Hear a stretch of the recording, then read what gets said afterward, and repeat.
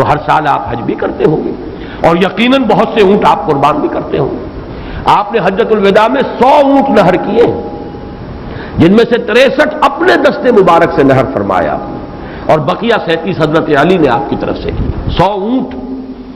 تو اس سے اندازہ کیجئے کہ یہ جو ابتدائی دور ہے، یہ صورتیں جب نازل ہو رہی، اس وقت تو حضور کی جو ہے مالی حالت بھی بہت اچھی تھی۔ حضرت خدیجہ متمول ترین خاتون عرب کی، وہ آپ کے حوالہ عقد میں تھی، اس اعتبار سے یقیناً اس وقت بھی آپ نہر کرتے ہوں گے۔ اور نہر جیسا کہ میں بیان کر چکا ہوں، اس دور میں غریبوں کو کھانا کھلانا، گوشت کا بانٹ دینا، وہ یہ در حقیقت ان کے ہاں سخاوت کا سب سے بڑا مظہر تھا۔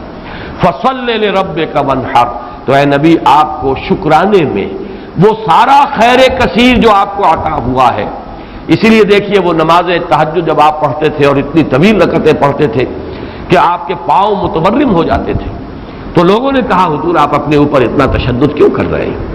آپ کے تو اول تو کوئی گناہ ہے نہیں، کوئی آپ کے مقام کے اعتبار سے اگر کسی شے کو کہا جائے کہ کوئی فروگزاشت ہے تو اللہ تعالیٰ اس کی بھی معافی کا اعلان کر چکا، تو پھر آپ کیوں مشقت جھیلتے ہیں؟ تو جواب آپ کا کیا تھا؟ افلا اکون عبدا شکورا، تو کیا میں اپنے رب کا ایک شکر گزار بندہ نہ بنوں؟ میری یہ نماز شکرانے کی نماز ہے، میں اپنے رب کا شکر ادا کر رہا ہوں، اس نے جو مجھے خیر کثیر عطا فرمایا۔ اب جس درجے کا وہ خیر کثیر ہے اسی درجے کا شکر مجھے اپنی امکانی حد تک ادا کرنا ہے۔ تو فصل لربک وانحر یہاں شکرانے کے طور پر ہے، انا اعطیناک الکوثر فصل لربک وانحر ان شانئک هو الابتر، یقیناً جو آپ کا دشمن ہے وہی ابتر ہے۔ اس ابتر کے لفظ کی مجھے وضاحت کرنی ہوگی۔ شنا، شین، نون اور حمزہ آتا دشمنی کے لیے۔ ولا یجرمنکم شنآن قوم علی الا تعدلوا اعدلوا هو اقرب للتقوی، کسی دشمنی کسی قوم کی تمہیں آمادہ نہ کر دے کہ تم عدل سے راستہ جو ہے اپنا بدل لو اور دستکش ہو جاؤ، عدل پر رہو، چاہے تمہارا دشمن ہے اس کے ساتھ بھی انصاف کرو۔ تو یہ شان یہ ہے، اس کے معنی دشمن۔ ان شانئک هو الابتر، یقیناً آپ کا دشمن ہی ابتر ہے۔ ابتر کے معنی کیا ہے؟ با تا را کا مادہ آتا ہے بطر، کسی شے سے کٹ جانا۔ خاص طور پر ایک درخت ہے، اس کی شاخ کٹ گئی، علیحدہ ہو گئی، شاخ بریدہ، ظاہر بات ہے اب اس کے لیے زندگی نہیں ہے۔ جب تک درخت سے جڑی ہوئی تھی اس کے لیے تر و تازگی تھی، وہ بڑھے گی، اس پر پھل بھی آتا اگر وہ آم کا درخت تھا۔ اب جب کٹ گئی تو اب وہ سوکھے گی، ختم ہو جائے گی، اس کے لیے کوئی تر و تازگی نہیں ہے، اس کا کوئی شاندار مستقبل نہیں ہے۔ تو یہ کسی شے سے کٹ جانا، اسی معنی میں قوم سے کٹ جانا، علیحدہ ہو جانا، تنہا رہ جانا۔ لا تجعلنی فردن، مجھے اکیلا نہ بنا دے، تو یہ جو آتا ہے کہ میں اکیلا نہ رہ جاؤں، اس کے لیے بھی یہ لفظ آتا ہے۔ اور پھر جس کا ذکر یا جس کا سلسلہ منقطع ہو جائے، جس کے ہاں اولاد نہ ہو، اب نام اس کا کہاں رہے گا، ختم ہو جائے گا، اولاد نہیں ہے وہ بھی ابتر ہے، گویا کہ اس کا ذکر باقی رکھنے والا کوئی نہیں رہا، اس کا نام نہیں رہے گا دنیا میں، اس لیے کہ اولاد نہیں، خاص طور پر اولاد نرینہ۔ اسی طریقے سے جس جانور کی، جس چوپائے کی دم کٹی ہوئی ہے اسے ابتر کہتے تھے، دم کٹا، اس لیے کہ یہاں بھی کوئی شے کٹی ہوئی ہے اس کے جسم سے۔ تو یہ مختلف الفاظ ہیں، یہ معنی ہے اس لفظ کے ابتر کے۔ اب اس کو نوٹ کیجئے، حضور کو ابتر کہا قریش نے، کن کن معنی میں کہا اس کی تفصیل میں ابھی آپ سے سنا رہا ہوں، اور اس کا جواب دیا جا رہا ہے کہ یہ آپ کو ابتر کہہ رہے اے نبی، در حقیقت یہ ابتر ہوں گے، بلکہ یہ ابتر ہیں، ان شانئک هو الابتر۔ حضور کو ابتر کس کس معنی میں کہا ہے؟ بالکل اوائل میں جب کہ حضور صلی اللہ علیہ وسلم نے اپنا پیغام شروع کیا ہے تو لوگوں نے کہا بطرا محمد منا، یہ ابن جریر کی روایت ہے، محمد ہم سے کٹ گئے، ہمارا اپنا ایک طریقہ تھا، ہماری تہذیب، ہمارا تمدن، ہماری روایات، ہمارا مذہب، ہمارے عقائد، اب محمد ہم سے کٹ گئے تو اس کا مطلب یہ ہے کہ یہ شاخ سوکھ جائے گی۔ یہ اگر جمعیت کے ساتھ رہتے، پوری اپنی قوم کے ساتھ رہتے تو ان کے لیے بھی شاندار مستقبل تھا، اب ان کا مستقبل بہت تاریک ہے۔ یہ بالکل ایسی بات ہے جیسے واصل بن عطا، یہ شاگردوں میں سے تھا حضرت حسن بصری رحمۃ اللہ علیہ کے، وہ تابعین میں سے ہیں، ان کا شاگرد اور بڑا ذہین شاگرد، لیکن اس نے مسئلہ تقدیر پر، جبر و قدر پر بحثیں شروع کی، تو جب اس طرح کی باتیں اس نے کہی کہ جو اہل سنت کے شایان شان نہیں، تو پھر حضرت حسن بصری نے اسے اپنے درس سے نکال دیا اور کہا کہ اعتزل عنا، یہ ہم سے علیحدہ ہو گیا، اب اس کا راستہ علیحدہ ہے، اس کا ہم سے کوئی تعلق نہیں۔ اسی اعتزل عنا سے اعتزال کا مذہب بنا ہے، اور معتزلہ کہلاتے علیحدہ ہو جانے والے لوگ۔ تو اسی طریقے سے قوم کا پہلا ریئیکشن یہ تھا حضور صلی اللہ علیہ وسلم کے بارے میں کہ بطر محمد منا، محمد ہم سے کٹ گیا صلی اللہ علیہ وسلم۔ اسی طریقے سے ایک مرتبہ قریش کی بڑی کوئی چوپال کے اندر ان کی بڑی مجلس تھی، اور کعب بن اشرف جو ہے وہ آیا ہوا تھا یہودی مدینہ منورہ سے، اس وقت تک تو یثرب تھا، ابھی کہاں مدینہ منورہ، اس وقت تک تو یثرب ایک بستی تھی، اس کا نام یثرب، وہ تو حضور ہجرت فرما کر گئے تو پھر وہ مدینۃ النبی اور المدینۃ المنورہ بنا ہے۔ تو وہاں لوگوں نے کہا، حضور کا ذکر کیا، اس نے پوچھا ہوگا کہ سنا ہے آپ کے ہاں کوئی ہے جس نے نبوت کا دعویٰ کیا ہے؟ تو الفاظ نقل کیے ہیں بزار نے حضرت ابن عباس رضی اللہ تعالی عنہما سے، الا تری الی ھذا الصبی المنبتر، دیکھتے نہیں ذرا تم، الا تری، یہ وہی ارایت الذی، یہ ان کے ہاں تعجب کی بات ہوتی تھی، ذرا دیکھو تو، تعجب بھی تحقیر بھی، یہ ہمارا ایک بچہ ہے۔ اب دیکھیے بچہ کہہ رہے ہیں، حضور اس وقت 42-43 سال کے ہوں گے، لیکن یہ انداز حقارت ہے، یہ تحقیر۔ پھر یہ کہ یہ لوگ ہوں گے 60 65 70 کے، یہ بڑے چودھری بیٹھے ہوئے، تو ان کے لیے تو وہ نوجوانی کی جو عمر ہے وہ 42-43 سال، وہ بھی گویا کہ بچہ ہونے کی بات ہے۔ الا تری الی ھذا الصبی المنبتر من قومہ، جو کٹ گئے اپنی قوم سے، یزعم انہ خیر منا، اور سمجھتا یہ کہ یہ ہم سے بہتر ہے، اس کا دین ہم سے، ہمارے دین سے بہتر، اس کا عقیدہ توحید ہمارے عقیدہ شرک سے بہتر۔ وَنَحْنُ أَهْلُ الْحَجِيجِ وَأَهْلُ الصَّدَانَةِ وَأَهْلُ السِّقَايَةِ، حالانکہ ہم حاجیوں کا بندوبست کرنے والی قوم ہیں، ان کی میزبانی کرتے ہیں، انہیں پانی پلاتے ہیں۔ یہ جب الفاظ میں پڑھ رہا تھا آج تو مجھے وہ آیت یاد آئی سورہ توبہ کی، اجعلتم سقایۃ الحاج وعمارۃ المسجد الحرام کمن آمن باللہ والیوم الآخر وجاہد فی سبیل اللہ، اللہ پر ایمان لانا، یوم آخر پر ایمان لانا اور جہاد کرنا، یہ ہے اصل اعمال۔ یہ حاجیوں کی کوئی خدمت کر لی، پانی پلا لیا، تم نے اس کو بڑی اونچی نیکی سمجھا ہوا ہے۔ تو یہ بھی منبتر اس شخص کو کہیں گے جو کٹ گیا اپنی قوم سے۔ سب سے زیادہ تلخ انداز میں جو بات کہی گئی حضور کے بارے میں، اور ابتر کا لفظ آپ کے بارے میں استعمال ہوا، اور یہ سمجھیے کہ یہ بھی دنات اور پستی کی انتہا تھی۔ حضور کے دوسرے صاحبزادے حضرت عبداللہ کا جب انتقال ہوا، یہ ذرا نافلہ تعلق کے درجے میں نوٹ کر لیجئے کہ حضور کی صاحبزادیاں اور آپ کو 2 بیٹے، 4 بیٹیاں اللہ نے حضرت خدیجہ کے بطن سے عطا فرمائے۔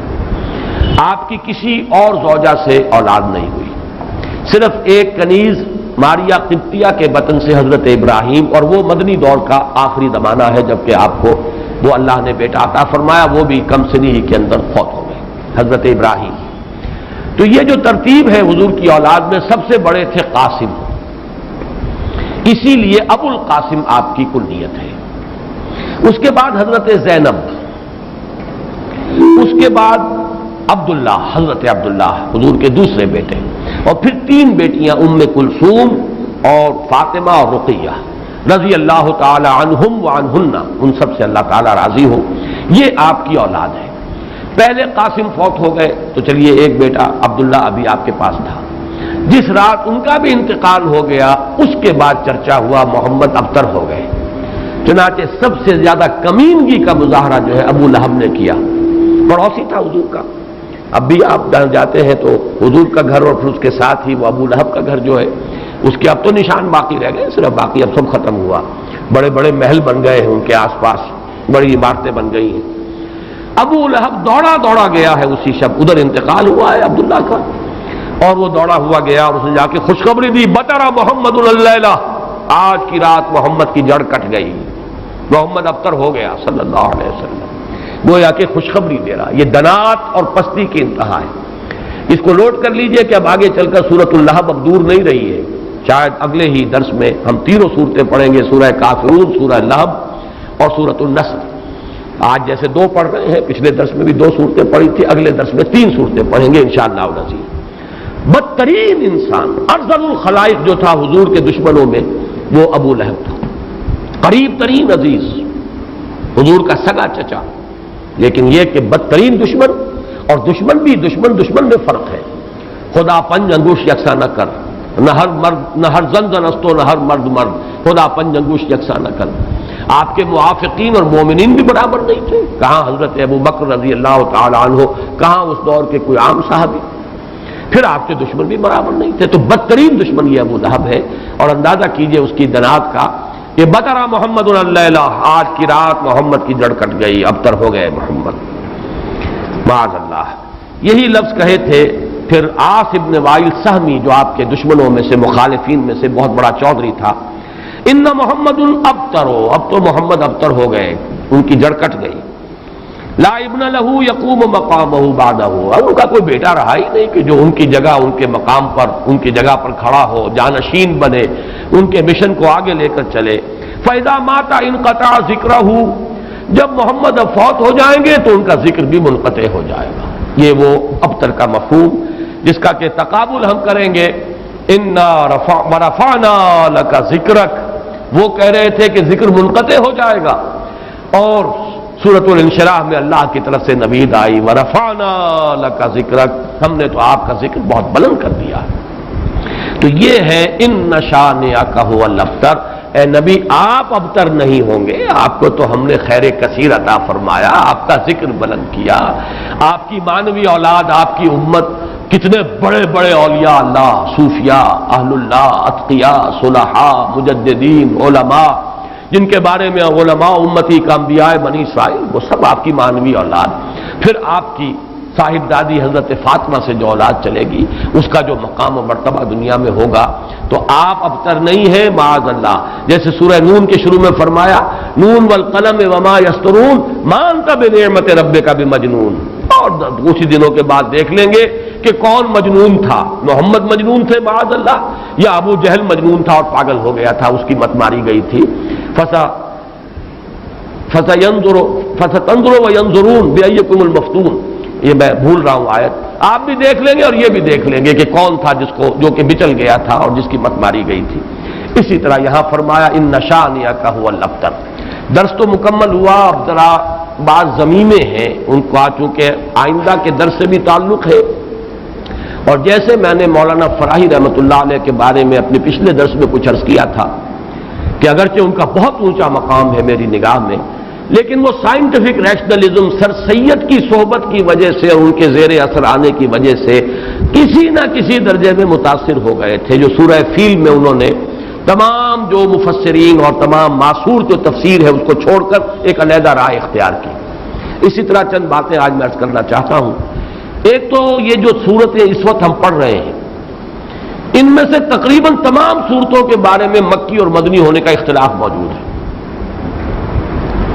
حالانکہ اکثر و بیشتر کے نزدیک اجماع امت اور اجماع مفسرین کے نزدیک یہ ساری صورتیں جو ابھی تک ہم نے پڑھی ہیں یہ مکی ہے، لیکن مدنی کی روایات بھی موجود ہیں۔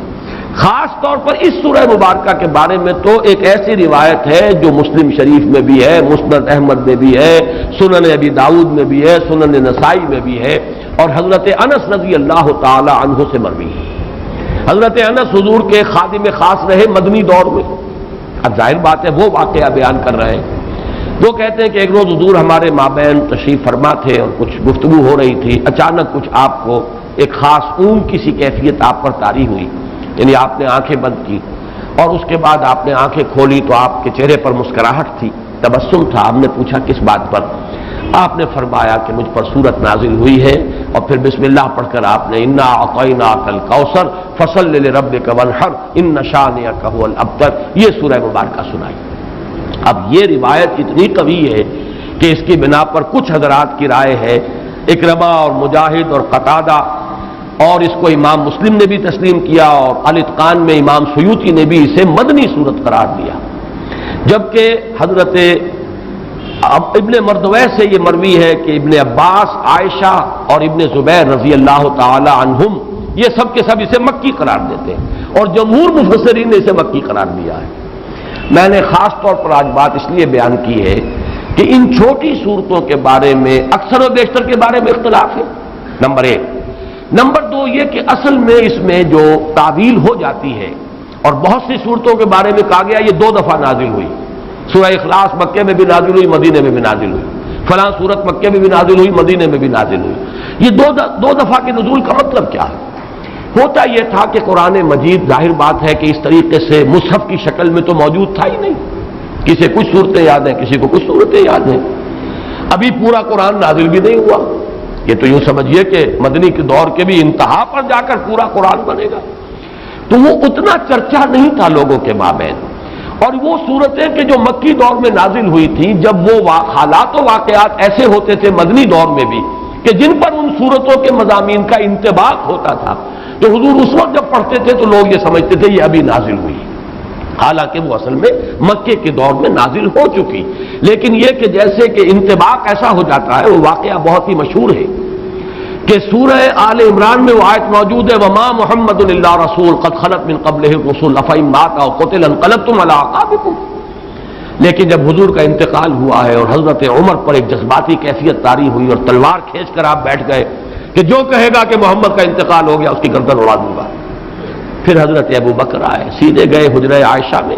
حضرت عائشہ ان کی اپنی صاحبزادی ہیں، وہاں تو کوئی حجاب نہیں، پردہ نہیں، حضور کا جسد مبارک وہاں تھا اور چادر پڑی ہوئی تھی اوپر، چادر ہٹائی پیشانی پر، پیشانی مبارک پر بوسہ دیا۔ آپ نے وہاں الفاظ بھی کہے کہ اللہ آپ پر دو موتیں جمع نہیں کہے گا، بس یہ موت تھی جو آ گئی، اب تو حیات ہی حیات اور حیات طیبہ ہے۔ باہر آ کر اب آپ نے خطبہ دیا، من کان یعبد محمدا فإن محمدا قد مات ومن کان یعبد اللہ فإن اللہ حی لا یموت۔ جو کوئی محمد کو پوجتا تھا وہ سن لے کہ محمد کا انتقال ہو گیا، اور جو کوئی پجاری تھا اللہ کا، پوجنے والا اللہ کو، وہ جان لے کہ اللہ تو زندہ ہے جس پر کبھی موت طاری نہیں ہوئی۔ پھر آیت پڑھی وما محمد الا رسول قد خلت من قبلہ الرسل۔ حضرت عمر فرماتے مجھے ایسے محسوس ہوا جیسے یہ آیت اسی وقت نازل ہوئی۔ یہ جو کیفیت ہوتی ہے کہ آیات کا جب مضامین کے اعتبار سے انطباق ہوتا تھا مدنی دور کے مختلف واقعات پر، تو صحابہ یہ سمجھ لیتے تھے بات کہ شاید یہ صورت ابھی نازل ہوئی ہے، حالانکہ وہ صورت مکی دور کی نازل شدہ صورتوں میں سے۔ یہ میں نے خاص طور پر آج یہ ضمیمہ اپنے درس کا اس لیے بیان کر دیا ہے کہ اگلے درس میں ایک بڑی اہم بحث آئے گی سورۃ النصر کے زمانہ نزول کے بارے میں۔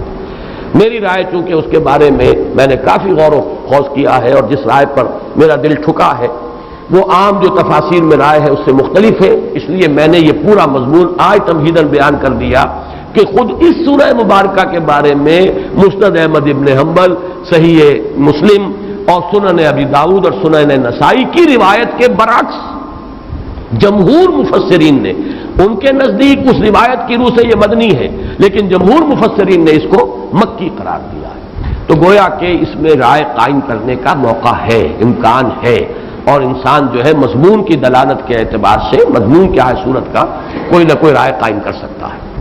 اب دوسری بات میں عرض کر رہا ہوں، آج میں نے تذکرہ کیا تھا اور وہ میں نے جیسے کہ پچھلی مرتبہ عرض کیا تھا، اب یہ مصحف کا درس، قرآن مجید کا درس مسلسل اب ختم ہوا چاہتا ہے۔ میں سمجھتا ہوں کہ 2 نہیں تو میکسیمم 3 نشستوں میں ہم پہنچ جائیں گے اختتام تک مصحف کے۔ تو چند باتیں میں اپنے اس درس میں ریکارڈ کرا رہا ہوں تاکہ کچھ پتہ نہیں دوبارہ پھر یہ کہیں درس جو ہے شروع ہو تو زندگی میں کتنی مہلت ملے، کہاں تک میں پہنچ پاؤں۔ تو چند باتیں جو ہیں وہ افادہ عام کے لیے میں چاہتا ہوں کہ ابھی وہ نوٹ ہو جائیں، رجسٹرڈ ہو جائیں اور وہ ریکارڈ ہو جائیں۔ اور چونکہ میں نے اپنی 4 سورسز قرار دی، علامہ اقبال، ڈاکٹر رفیع الدین ایک سورس ہے، لیکن وہ کوئی مفسرین میں سے ہے ہی نہیں، ایک فکر ہے، ان کا سوچ ہے، تعبیر کی ہے انہوں نے۔ علامہ اقبال کو میں اس دور کا سب سے بڑا ترجمان القرآن مانتا ہوں۔ عظمت قرآن کا جتنا انکشاف اس شخص پر ہوا میرے نزدیک کسی دوسرے شخص پر نہیں ہوا۔ یہ میرا وہ قول ہے جس کو میں کھلم کھلا کہتا ہوں، بغیر بلا خوف تردید کہتا ہوں، لیکن بہرحال مفسر نہیں، میں نہ عارف، نہ مجدد، نہ محدث، نہ فقیہ۔ اور دوسرا جو ہے وہ شیخین، شیخ الہند، شیخ الاسلام۔ شیخ الہند مولانا محمود حسن کا ترجمہ اور شیخ الاسلام مولانا شبیر احمد عثمانی کے حواشی۔ یہ عروۃ الوثقیٰ ہے جس کو میں نے مضبوطی سے تھاما ہے۔ سلف کے ساتھ میرا رشتہ اس حدیث اور اس ترجمے اور تفسیر کے حوالے سے قائم ہے، اسلاف کے ساتھ میں جڑا ہوا ہوں، یہ عروۃ الوثقیٰ اس کی وضاحت میں کر چکا ہوں۔ لیکن استفادہ زیادہ جو میں نے کیا ہے وہ دوسرے 2 شعبے ہیں، مولانا فراہی اور ان کے شاگرد مولانا اصلاحی۔ مولانا ابوالکلام آزاد اور ان کے مانوی جانشین مولانا سید ابو العلا مودودی، ان میں سے دو حضرات کے ساتھ میری طویل ایسوسیشن رہی ہے، جماعت اسلامی کے ساتھ مولانا مودودی کے ساتھ، پھر مولانا اصلاحی صاحب کے ساتھ اس سے بھی طویل۔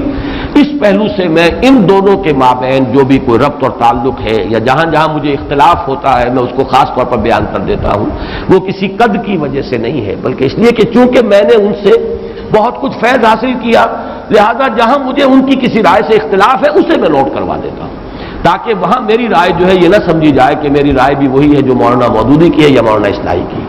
بہرحال اس وقت جو بات مجھے نوٹ کرانی ہے وہ یہ ہے، کیونکہ میں نے آج کہا تھا کہ تفسیر سورہ کوثر کا جب میں نے تقابلی مطالعہ کیا، مولانا اصلاحی صاحب نے تو کچھ بھی نہیں لکھا اور کوئی اس پر محنت نہیں کی، کوئی حق ادا نہیں۔ مولانا فرائی کی کچھ چیزیں نقل کی جیسے سورہ فیل میں نقل کی ہیں، اسی طریقے سے سورہ کوثر میں نقل کر لی، لیکن یہ کہ مولانا مودودی نے تفہیم میں واقعہ یہ کہ حق ادا کیا ہے، بڑی محنت کی، ساری معلومات جمع کر دی۔ البتہ ان دونوں میں جو ایک فرق و تفاوت ہے اس کے اعتبار سے دو پوائنٹ نوٹ کر لیں۔ مجھ سے بہت سے لوگ مشورہ مانگتے ہیں کہ آپ کون سی تفسیر ریکمنڈ کرتے ہیں، تو میں ہمیشہ یہ کہا کرتا ہوں کہ مولانا مودودی کی تفہیم اگر صرف آپ پڑھتے ہیں تو حواشی جو ہے شیخ الہند کے اور شیخ الاسلام کا ترجمہ اور حواشی وہ ضرور شامل کر لیجیے۔ تدبر قرآن پڑھتے ہیں تو اس کے ساتھ بھی اس کو ضرور شامل کیجیے۔ اس کی کیا وجہ ہے؟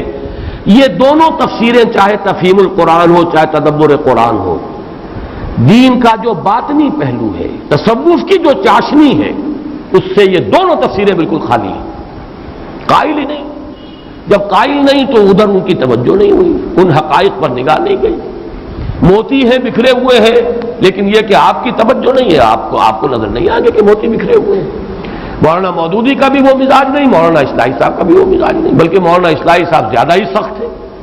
اس اعتبار سے ان دونوں کی تفسیروں کے اندر یہ پہلو جو ہے، ایک پہلو بہت ہی یہ سمجھیے کہ یعنی نظر انداز ہو گیا ہے، اس پہلو سے وہاں بڑی کمی ہے۔ اس کمی کو پورا کرنے کے لیے حرکی پہلو تفہیم القرآن میں ہے، تدبر قرآن مجید کے اپنے اسالیب، زبان کی بحث، ادب کے حوالے سے، اور نظم القرآن، قرآن کا نظم، سورتوں کا، آیات کا، یہ مولانا اصلاحی صاحب کا خاصہ ہے۔ لیکن دونوں چونکہ اس سے خالی ہے، مانوی اور وہ جو روحانی مباحث ہے، تصوف کے موضوعات ہیں، لہذا اس کو تو شامل کرنا چاہیے ہر صورت، یعنی شیخ الہند کا ترجمہ اور مولانا شبیر احمد عثمانی کے حواشی۔